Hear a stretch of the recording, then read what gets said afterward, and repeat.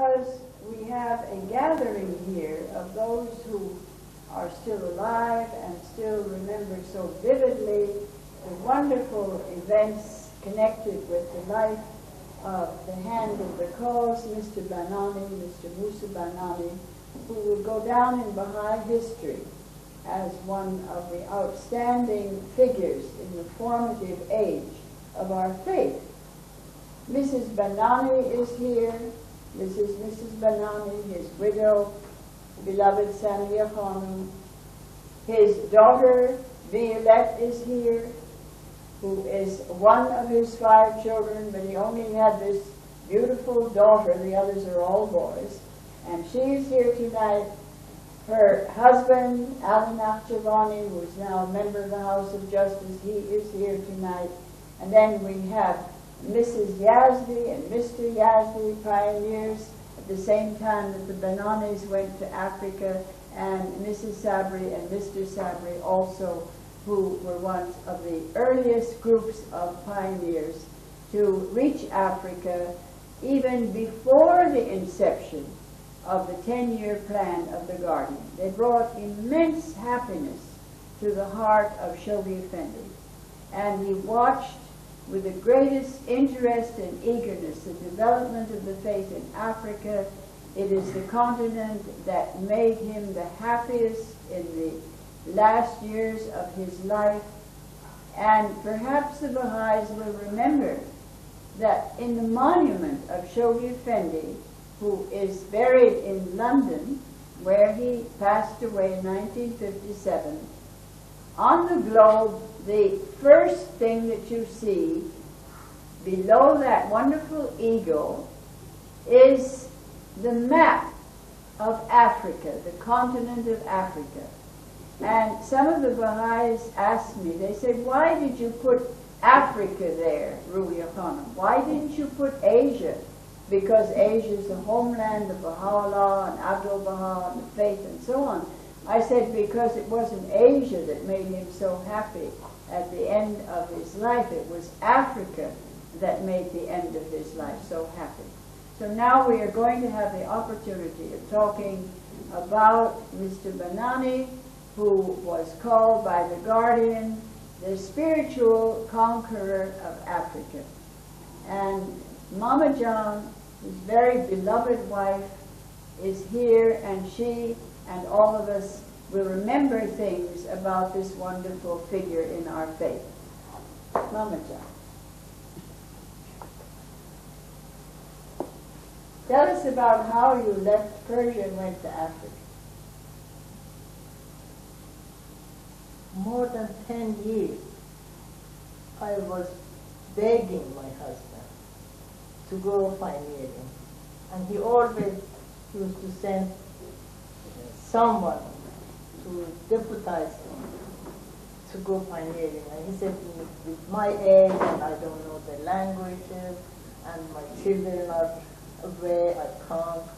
Finally, after 10 years, he started to build a beautiful house up country for his retirement, which I was so unhappy.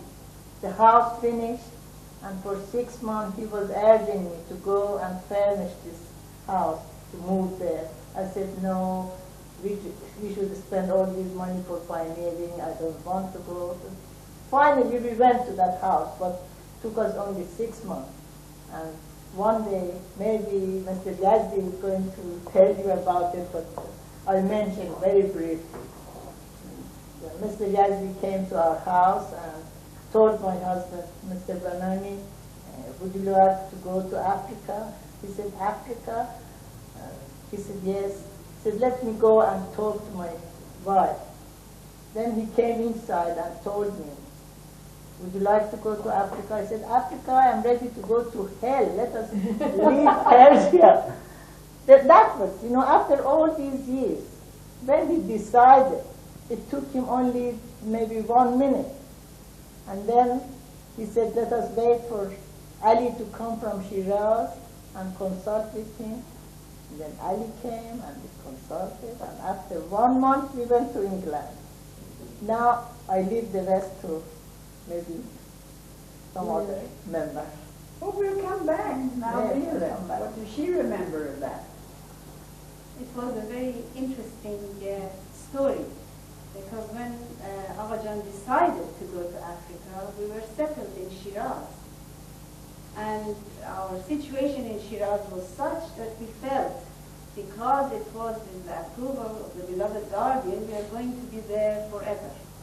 And it never entered our mind that we would go also to Africa. And Aghajan asked Ali, said, now I will ask Shoghi Effendi, would you allow me to ask him if you could go with me? Either you or Amin, one of you should go to be my translator. So Ali, thinking that surely Shoghi Effendi is not going to tell him to go, agreed, and he said, all right, you ask. And so it was, in a way, like a shock when the cable of the beloved guardian came that he had approved that Ali should go with him. So we also became part of this group to go to Africa. And it was, as Mama Jan said, for our Jan, from the moment he decided to leave, he was really a different man. Nothing that mattered to him all his life was any more important to him. And he stayed a few months in England and then went to Africa, and from place to place, first in Tanzania and through Kenya to Uganda. And I remember for the first 3 years, more than that, 4 years, he wouldn't even repair the house we were living in. It was a terrible 5 years, more or less. A house which leaked and it was broken down. It was really so absolutely opposite of everything that he was used to and we were used to. But he thought, as he's a pioneer now, no more luxury. It should be, everything should be life of a pioneer. And that's how it was with him, all through. I don't want to go into the details, except that I want to say something of the end, because the beginning will come gradually. The last time that I was with him was the whole month of December 1969. And it was at the beginning of Anatole Baha's trip through Africa. And we spent a whole month in that house with Arja. And it is so wonderful that this is my most vivid memory of him. With those beautiful rosy cheeks, he was completely bedridden, he was always in bed. Every morning he was shaved, although he was used to be shaved every other day by my mother, but during that month he insisted that she should shave him daily. Because he said, don't you know, Ruhiyyih Khanum comes to this room and she kisses me. So my face must be all smooth for her. And it was beautiful. He would sit expectantly in his bed every morning with his clean pajamas, shaved face, all ready for her to come and kiss her cheek, his cheek. And it was really, this is the picture of Aghajan in my mind. And I am so happy that this is what I remember of him more than anything else. Now maybe somebody else. Well, I want to ask you a question. You haven't said who was the party that went and why you went to Uganda. That's right. It began, it's the whole connection of this group sitting here is very mysterious, really. Because as my mother said, Mr. Yazdi was instrumental to urge my father to leave Iran. But also Hassan and Isabel, I remember that's where I met Hassan and Isabel for the first time, was in their wedding. We were in London and we went to their wedding, not maybe the first time, Hassan, but I mean as knowing you as such. We went to their wedding and they were just about to leave for Africa too. And but from England, we left with Philip Hainsworth. He was the British pioneer who came with us, the 5 of us. Was my parents and Ali and Philip and myself and our daughter Bahir, who was 3 years old. We left for Africa. And at that time, Ali's brother was already settled in Dar es Salaam. And I'm so happy to remember Jalal, because he was the first one who settled in Africa during this 2-year plan that we shall be finishing before Why the crusade. Uganda? Because Uganda, although it was not a virgin territory as such, but this is what the British NSA chose. You see, there was somebody in Kenya, they were the Nakhjavanis in Dar es Salaam, in Tanzania, but Uganda had no one. So they suggested that we move to Uganda. That's why we went there. Now, Aziz, tell us how you pushed Mr. Banani to Africa. Believe me, I did not push him. He pushed me. It's one of the most unforgettable experiences in my life, because it was a turning point in my own life. As you know, I was the liaison between the National Assembly of Iran and the African Committee of Africa in London. One day I went to Mr. Banani's house, the house that he just built, this beautiful house outside in the outskirts of Tehran, to congratulate him and wish him a happy residence in this new house. Mr. Banani was like an older brother of mine. We really were very close to each other. So he took me around and showed me the house, the garden, the beautiful apartment. That Amin is going to live in this apartment with his wife, Ali is going with my daughter, going to live in this apartment. He had planned everything for the future of his life. And when this was finished, the tour, he looked at me and said, Aziz, all my life I worked like a slave to earn money. I deserve the remaining years of my life to live in comfort with my children. Don't you agree? I said, yes. So we go in, and he came, and then typical of Mr. Banani, what are the news? That's the first question he asked. There was in my pocket the cable of the beloved Guardian. So I wrote it out, and he said, this is the cable from the Guardian. I said, read it. You know, his tone was always authoritative. Read it, because he was like an elder brother. So I read it and translated for him. And this is the thing that I never forget, will never forget. Having heard what I told him, he closed his eyes, meditated, and the very man who only 5 minutes ago said, I deserve to spend the remaining years of my life in comfort, opened his eyes and said, Aziz, if I go, would you come? Just like that. I tell you, this was like something that shook my whole being. This statement, just a few minutes after that. And he had just built this house, a work of several months. When you hear that, what can you say? I said, yes. And I did not mean it before that.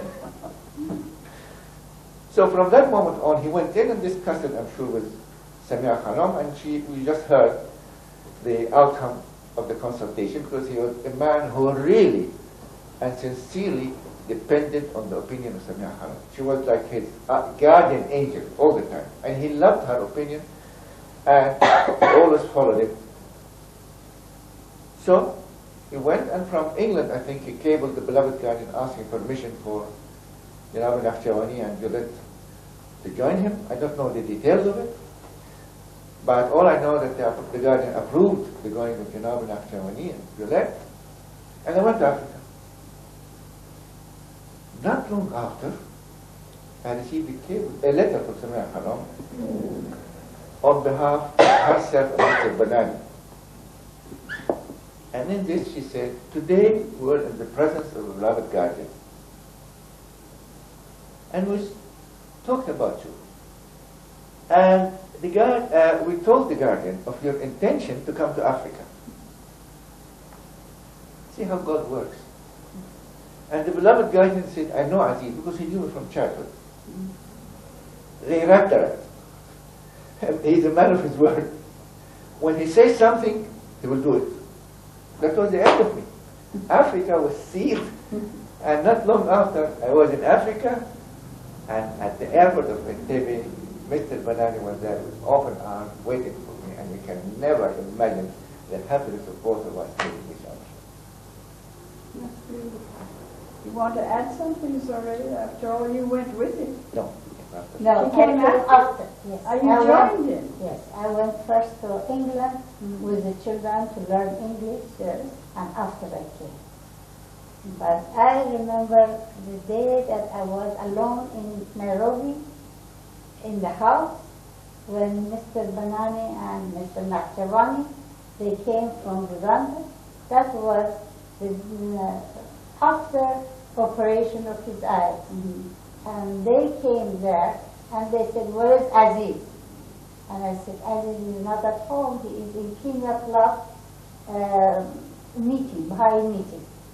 And they said, "We have a word with him." And they put me in the car. We went together to Kenya Club, and there Mr. Banani told Aziz, "You have to come with me to Uganda now," because I had a cable from Guardian that I had to find the land for Madagascar. And because Mr. Nakhjavani had another function that had to go to Cameroon, and that's why you had to come and help me. And that although he had that operation of his eyes, that he should stay in the house, but because of the telegram of the Guardian, he drove all the way from Uganda, came to Kenya to take Aziz to go with him. And they didn't stay that night. He said, "No, we don't have time, because next morning Mr. Nakhjavani had to go by plane, and that's why you had to come now." He just gave me the key of his office, and they left. That was really a very vivid impression of his sacrifice of his own life and his own safety for the obeying Guardian. You all search Shokri Fendi like that. That characterized all these wonderful group of early pioneers. When did you two get to that part of the world, Hassan?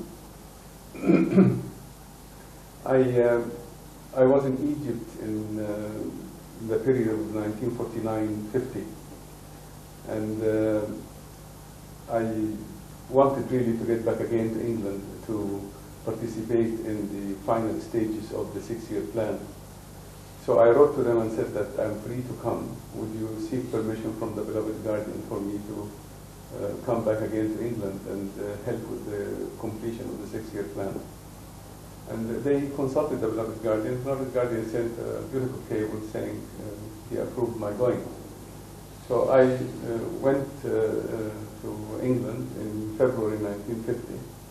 And when the 6-year plan was over and it was completed very successfully, the beloved Guardian sent the British Baha'i community a message to be read at their convention. And that message launched the 2-year plan for the opening of 3 territories in Africa, East and West.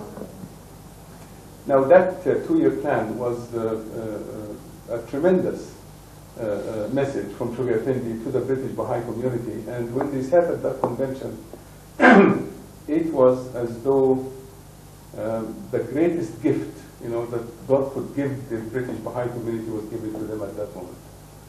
Because the beloved Guardian was so confident, and as a reward for their success, and the fulfillment of the goals of the 6-year plan, he was giving them a plan now for Africa to open 3 territories, East and West Africa.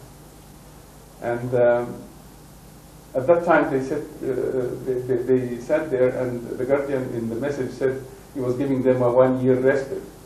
And they were very upset about that. Speaker after speaker among the delegates were standing up and saying, why does the Shoghi Effendi want to give us a year of rest? I mean, we are not tired. Why does he think that we really needed that rest? And they were all so excited, and the momentum was so great. And they just wanted to go, to Africa. And they fulfilled the expectation of Shoghi Effendi, really. And that is, they immediately appointed a committee, for, they called it the Africa Committee. And they began the process, of getting people to arise and to pioneer right there in the convention itself. Philip Hensley's mother was one of the very first people to arise and say that she wanted to go and pioneer. And Claire Gond was another one. I personally didn't think that I was going to go pioneering because I always felt that the pioneers are another type of people. They are heavenly people and angelic people, and they are wonderful people, and who am I to really offer to go pioneering? It's all right, I pioneered in England, but I mean, that is only local. But to go out and pioneer in Africa in such a distinguished land like this is, calls for something else altogether, some other people of other qualities. And I need that. And then they insisted that I must really ask the permission of the Guardian and the advice of the Guardian.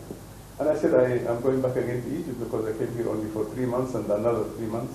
Then I'm going back to Egypt because that is where my place is. He said, aren't you going to even ask the beloved Guardian to give you what advice he had?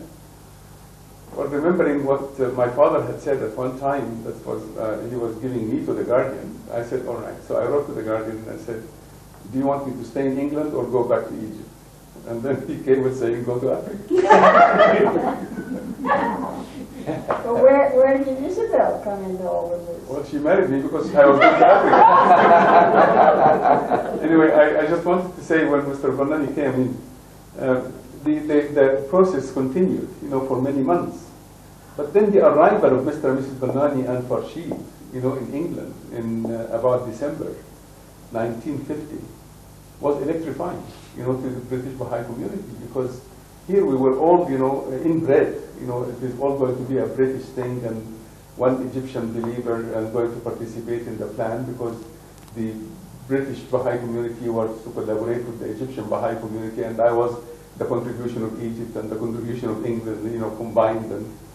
And Mr. Banani's coming, there was a seminar held in London in December, and Mr. and Mrs. Banani came and attended that seminar. Farshid in those days was about 10 years old, and he was wearing long trousers, short young man like this, and he was sitting down beside them and translating for them from the English into Persian, and from Persian he translates for us into English, and he was doing a splendid job. But the presence of Mr. Banani, the man who could not speak English, and he was going to go, at that time he was about 60 years old, something like that, and it was just a revelation for all of us. I mean, this elderly man is going to go pioneering, and he doesn't know the language, and his wife does not know the language also, and what's going to happen to them?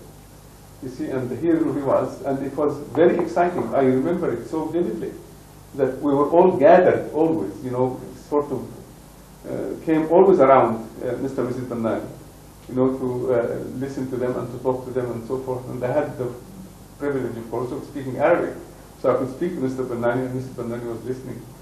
And then they had an apartment in London, and every time we went to London, we always went to the Banani's flat. I mean, it always became, the home of the strangers. All of us went and congregated into Mr. Banani's flat.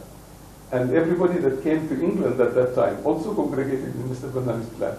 I remember Professor Zain coming there, and we were there, and other people coming to visit, London, they went to Mr. Banani's house. It was always open, and that is exactly what characterized the Baha'i community of Uganda. It was Mr. Banani's house. Everybody came to Mr. Banani's house. Mr. Banani's house was open, and everybody came and welcomed into Mr. Banani's house. And that is, the tradition started there. But the excitement of Mr. Banani arriving in England at that time, and his intent of going to pioneer in Africa, was sufficient to really bring tremendous joy and encouragement to all the friends at that time. Well, then it encouraged Isabel, if I understand you, to marry you so you would take her to Africa? That is what I think. She can tell the truth herself. That's the theory, everybody. Oh, no. These were wonderful days because this was the first international collaboration plan in the Baha'i world. And Shoghi Effendi was very happy about this plan because he said that it was something that was a prelude to the future. Of course, in a very short time, we came to know that it was a prelude to the 10-year crusade itself, in which all of the national assemblies collaborated together. But it was especially precious, those 2 years, for the opening of these 3 countries in Africa, because the believers in England, in Iran, in the United States, in India, and Iraq, and Egypt, sorry, all collaborated to open the 3 countries of Africa. And Agajan and Mamajan, and Ali and Belet and Deir Bahia were the Iranian contingent, the first Iranian contingent, and later on came Aziz and Soraya and other of the friends from Iran. Really, this was a wonderfully exciting time for all of us. I'm sorry to say, I think the first was Jalal. And Jalal, of course, Ali's elder brother, was in Tanganyika in those days with us. And this was really wonderful. My first experience of the Banani family was before I was a Baha'i, in 1945 in California, when I met Amin, Belet's elder brother. And I had no idea, it never entered my head at that time, that I was destined to spend the rest of my life in close association with dear Amin's family. I haven't seen Amin very much since that time, but I thank him for introducing me to this lovely family. Now you have to remember that I did not speak Arabic nor Persian, and I could not speak to Agajan. And yet I have a very intense feeling of the influence that he had in my life and of the lessons which I learned from him. I think the first lesson I learned was the lesson of humility, because when I first knew him, he was not yet a hand of the faith, a hand of the cause. And he had such a humble attitude about himself and his own capacities and his own services. He had no realization of how tremendous it was that a man of his age, in his frail condition of health, because already before he left Iran, he was ill, without the language of the country he was going to, knowing nothing really of Africa, because in those days little was known by any of us about Africa, that he had arisen and come and settled in the heart of Africa and had opened his home. I think that the quality of his home, the quality of the welcome that his family gave to the friends was so very important. And I'm sure that some of the dear friends that may eventually hear this tape will remember those wonderful days when they would come to his home, when there would be gatherings in his sitting room, and at all of the early meetings of the faith. Many, many of them were held there in his sitting room. We have wonderful memories of this. I think the second lesson that I learned from Agajan was a lesson that one sometimes learns from individuals. You know, I think that sometimes one meets a person who seems to embody a particular characteristic which stands out like a bright light. And to me, the characteristic which Agajan embodied was obedience. And it was not just a militant obedience, not at all. It was an obedience born of love. Love for the guardian of the faith, love for the cause itself, love of service to the cause, a great desire to see the faith progress and progress quickly. I had a very great blessing in early 1954 when Shoghi Effendi asked Ali to travel to different parts of Uganda and indeed East Africa, and he was away from Kampala for a few months. Mr. Banani was in need of help with his work because by this time, of course, he was a hand of the cause, and so I was helping him with his English correspondence. I remember very clearly, early one morning, there was a knock on my door, and there was Agajan standing with a telegram in his hand. The Guardian had cabled about something that had to be done. Now, Agajan wanted it to have been done yesterday. He couldn't wait a moment. He couldn't wait for me to dress before we were at the typewriter to get the reply to Shoghi Effendi and to do the necessary things that had to be done. And this was throughout all of my experience with him. There was never a time when there wasn't this instant, exact, and complete obedience that we hear about in the prayers. And then, of course, I was a young bride, and I might say a very inexperienced young bride, and I remember one of my happiest memories was that when I would go to the market, almost inevitably, I would encounter dear Agajan doing the family marketing, because this was his joy. He liked going to the market and buying.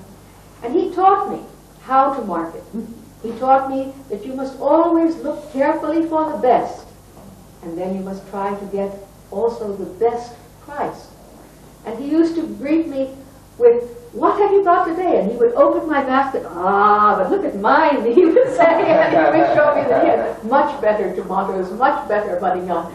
And it was such a pleasure. It really lightened my day every time that I met him.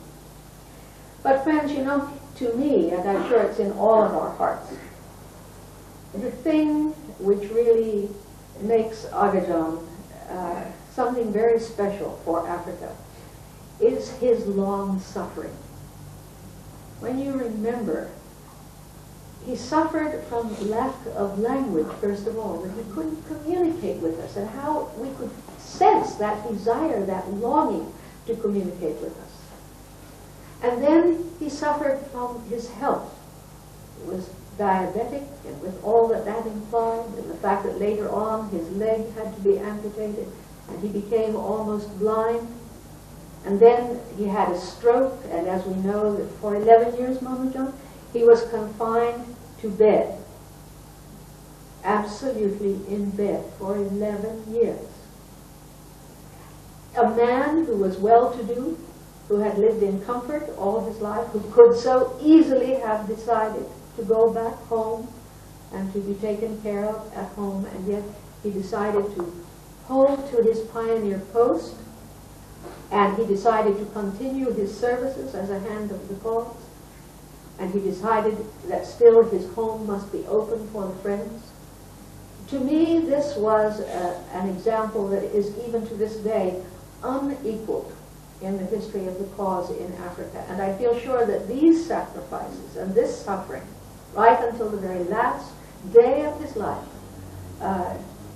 has brought to Africa a tremendous blessing, without which perhaps Africa would not have progressed. I remember in 1957, when I was on pilgrimage with Shoghi Effendi, he said that if we could get the African friends to open their hearts and say what was in their hearts, they would speak of the absence of prejudice, the lack of prejudice among the Persian friends. Of course, the family of Mr. Banani, his own wonderfully open, warm, loving welcome that all of us felt.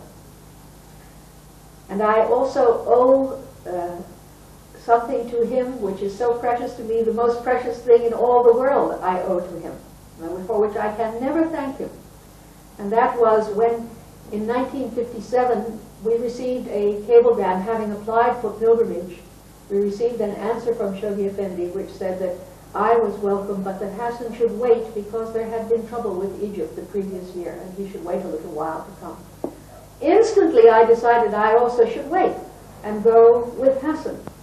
And so I went to visit Agajan, and Agajan asked me if I had had an answer from the Guardian. And of course, using a translator, Violet or Ali translating for me, I explained that I had decided not to go, although the Guardian had welcomed me. Agajan was horrified. To him, this was the equivalent of disobedience, I suppose. Anyway, he insisted that I should change my mind. He said, if the Guardian said welcome, that is your command, you must go. And had I not gone, then, in the spring of 1957, of course I would have missed meeting Shoghi Effendi. And so I am forever in dear Agajan's debt. You know, Mama John, I wish you would just say a word about that illness that Agajan had in Tehran.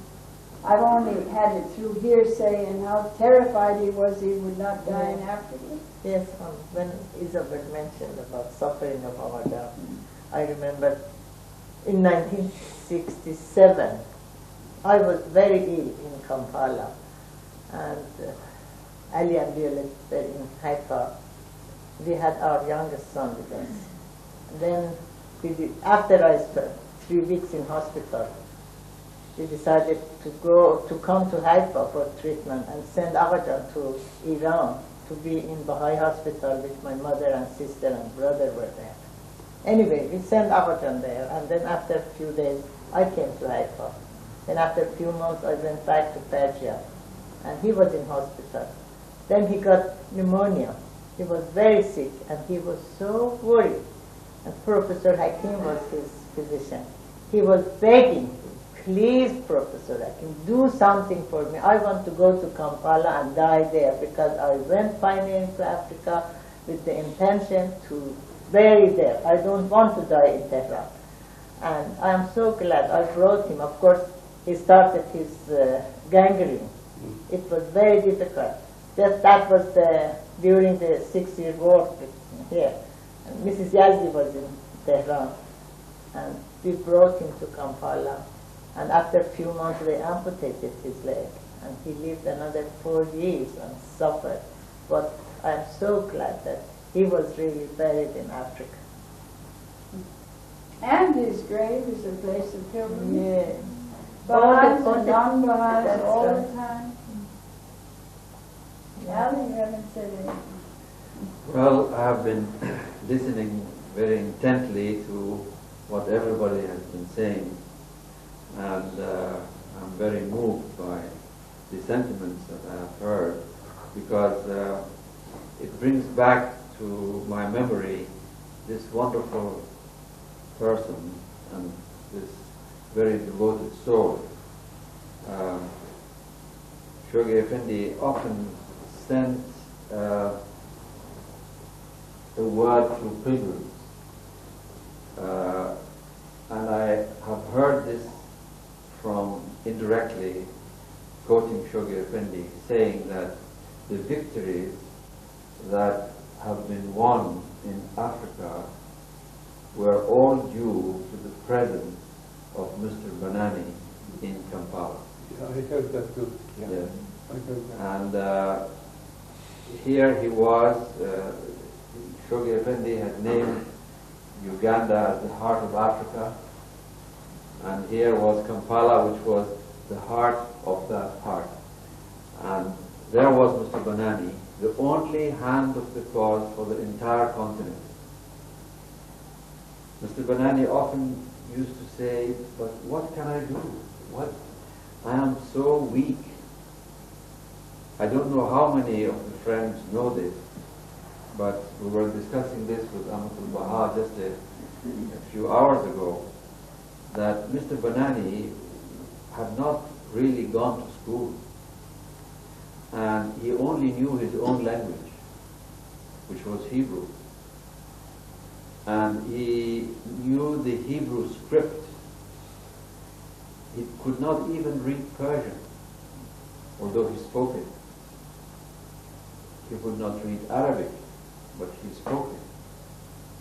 So he had his little booklet, and in his own handwriting he had written the Persian and Arabic prayers in Hebrew script, and he would memorize these prayers.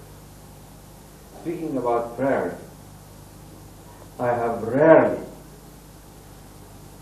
heard anyone recite prayer with the love, with the tenderness, with the feeling that Mr. Banani recited his prayer.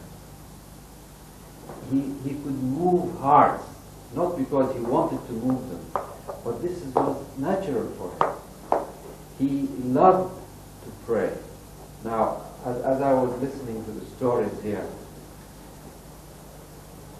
it was said that our little group, which comprised the Bananis and Philip Hainsworth, God bless him, and Violette and myself and our little daughter, We were in the car, and Philip was driving. And we were in Kenya, and we arrived in Uganda from Kisumu, on the Kisumu road. And there was this customs and the passport office. We checked in, and we, for the first time now, were on Uganda soil. And Shoghi Effendi had wanted this little group to go to Uganda. It had been a long way from Tehran to London to Dar es Salaam to Kenya, and now, at last, this was the final destination. There was a little tree there, and it was about midday. And Mrs. Banani said, ask Philip to stop the car under this tree, under the shade of the tree. And he said, let us pray. This was his first thought, that he had arrived, now was the time for prayer. And he said, let us pray that we obeyed Shoghi Effendi. We responded to his call. Now we turn to Baha'u'llah and say that we responded to the call of your guardian. We did our little part. Now it's time for you to do your part. It is this, in his own simple words, he was expressing the very heart of what the covenant of God is all about. We've done our part, now it's time for you to do your part. Love me that I may love thee. And this is how he was. I remember when, in the very early months, we were in the hotel. We had no home. We wanted to have prayers. We couldn't really, because according to our way of chanting, it would be very awkward in the hotel to start chanting. So we decided that the best thing would be to pray early in the morning. We would get up at dawn, go to our car, and drive on these hills of Kampala. There are 6 or 7 hills. And every morning we'd climb one hill. We'd go to the top of that hill, watch the rising sun, and pray. Have dawn prayers. Pray that Baha'u'llah may use us to teach his faith to these dear people. That was our prayer. And when Abba Jan prayed, it was no ordinary prayer. From his tone, you could see how moved he was. His tears sometimes would shed. This was the type of prayer that we experienced in those days. At meetings in his home, as has been said here, he did not understand the language, he did not know English, nor did he know this Luganda or any other language that was spoken in the room. But Mr. Banani sat patiently, silently in his room, and he would look at these faces. And sometimes I would look at him, he was praying. He was uttering silently his prayer that Baha'u'llah may guide these souls. And how often after the meeting he would say, what is your opinion about these contacts here? He would say, I think that one who was in that corner has a great deal of receptivity. He was that sensitive. Isabel spoke about his being humble. How true that is. He never considered himself to be anybody. He always felt that whatever praise Shoghi Effendi was giving him really did not rightly belong to him somehow. That's how he felt. He felt that all this praise belonged to the other pioneers. not to him. In fact, he would tell his family, he would say, pray that I may not fall. Shoghi Effendi has raised me. It's totally undeserving. I might fall. The more he raises me, the greater is the risk of my fall. Pray for me. Pray that I may be protected. Well, I know that you have a lot, the others may have a lot to say. I think that will be enough for the time. Well, you know, I want to say something. I remember that month that we stayed in the home of Mr. Banani before we set out across the continent. And my recollection is not only of his extraordinary, he always had this humility, as you said, but his extraordinary patience. I mean, after all, the man was in pain. He had a stroke. He had a leg amputated, which, as often happens, used to pain him very badly, although it wasn't there. It's a well-known thing that happens sometimes in amputation. And he was almost blind, and he couldn't read the Persian prayers in any case, or the Arabic prayers, but he had them by heart. And he used to sit there for hours, wasn't it, Mama John? I mean, I think 3 or 4 hours a day. Abba John sat in bed and prayed for the people who had asked prayers of him, and prayed for the work in Africa, and prayed for the cause of God. I mean, I don't know how much we expect of our fellow men, but surely nobody could expect any more than that of Abba John. I think that people ought to know that Mr. Banani was an extremely wealthy, successful businessman. And he was also very dapper. He liked very much to look extremely neat. And I remember that one of the characteristics he had, that everything had to be of the very finest quality. So when you heard that he didn't think that as a pioneer he should mend the roof and keep the rain out, you can get an idea of the change that came about in his life because of his love for Shoghi Effendi. As you have said, this tremendous love for the Guardian, you see, was the most important thing in his whole life. And I think that people, I don't know whether the Baha'is, but certainly the African Baha'is must realize that it was in the Banani home that Ida Golinga accepted the Baha'i faith. The only African Baha'i hand that we had, and that we ever will have, appointed by the Guardian, and he was taught by Ali Nakhjavani. And another thing that I've heard about that occasion, which I think is so wonderful, when he was made a hand of the cause, you were there. You must describe it. I wasn't there. I only heard by hearsay. Do you remember what happened when you read him the cable? He prostrated. That's what You were there. I was. Well, whoever was there should say it, you were because there. neither you nor I were there. See, he was called. My father told him to come. He didn't tell him on the phone what it was. He said, there is a cable, I want you to come here. So Inat came to our house, and then we read the cable, Shoghi Effendi to him. And he was shocked. It was a few moments of absolute silence. And then he did something that I had only seen once in Africa. He prostrated himself, arms out, flat on the ground.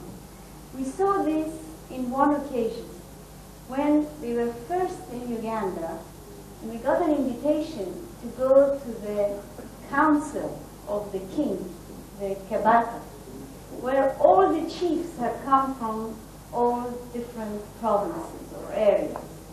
And as each chief came forward in front of the Kabaka, that's how they did it. They did not kneel or bow like other, but they went down flat, the whole body stretched flat on the floor. And this was what Enoch did unconsciously, spontaneously.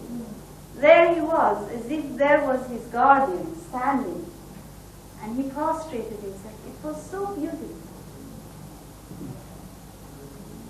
Anybody else wants to add something? Yes, Khanum. He had characters that were unique for him. That was what? Unique Yes. with him. For instance, when the guardian asked him to do something, he couldn't trust. He couldn't sit quiet. He had to do it without the slightest delay. It's something that unbelievable. For instance, this story that Soraya said about buying the temple land and at the same time opening 3 virgin territories in West Africa, and that cable came in February, and the guardian hinted that he would be happy if you could.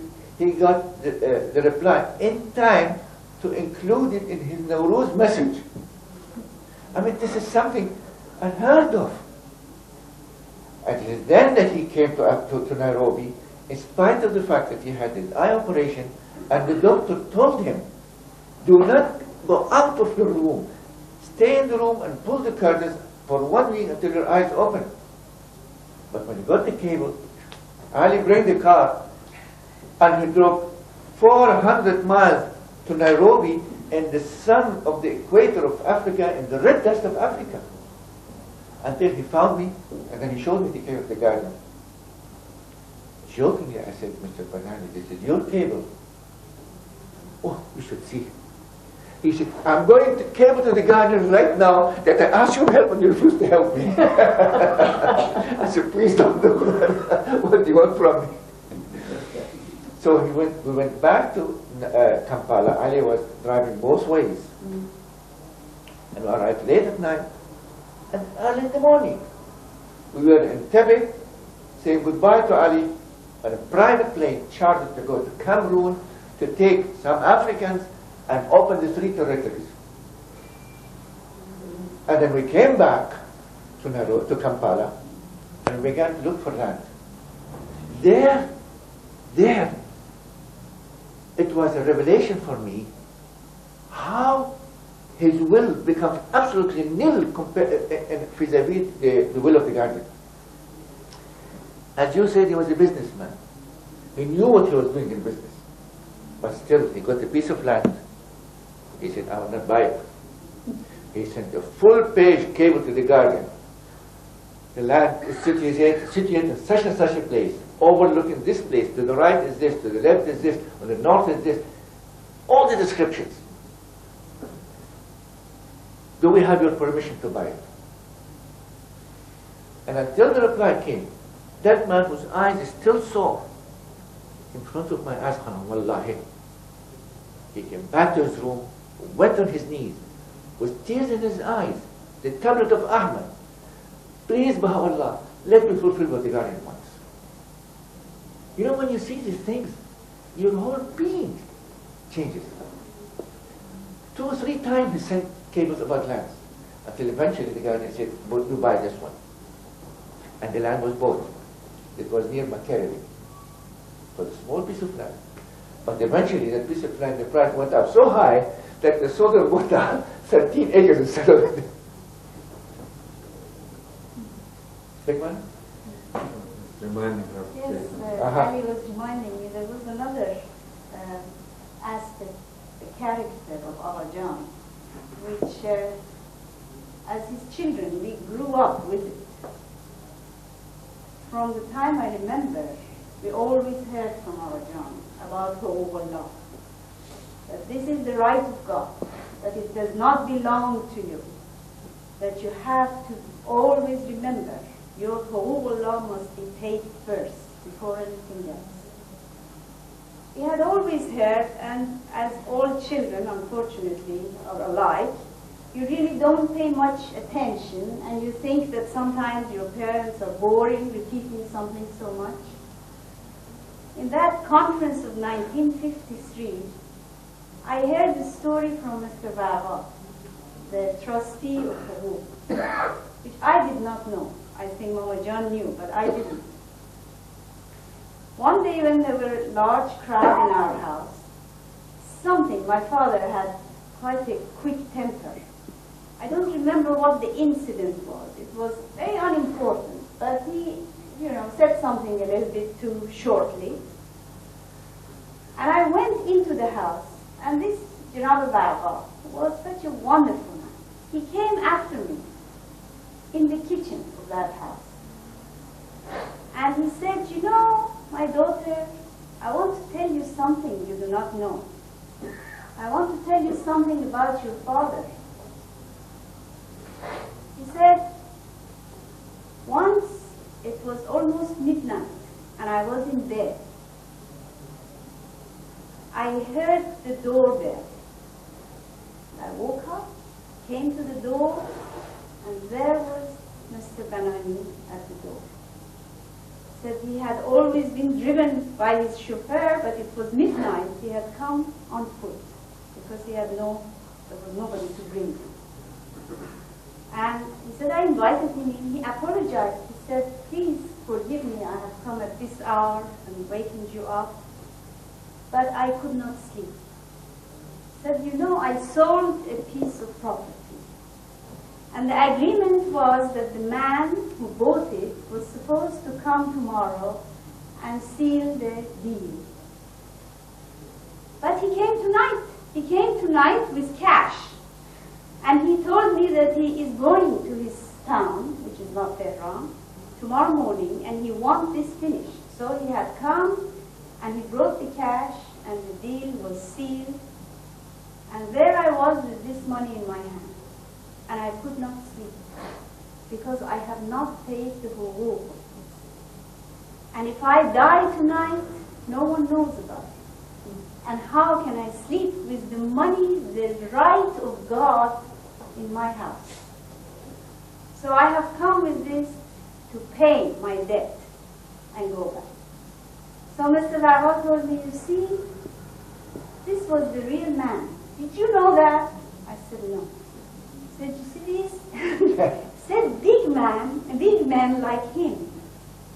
The big things are very important to them. The little things are not important. So you should only look at the big things in their life. It was a great lesson that I learned from Mr. Baba. And he was always like that, to the end of his life.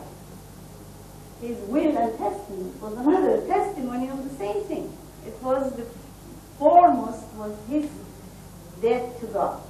Then after that, when that was done, all right, anybody else.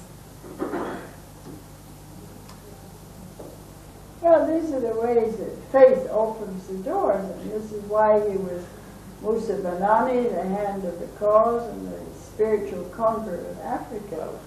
And this is why people go and visit his grave.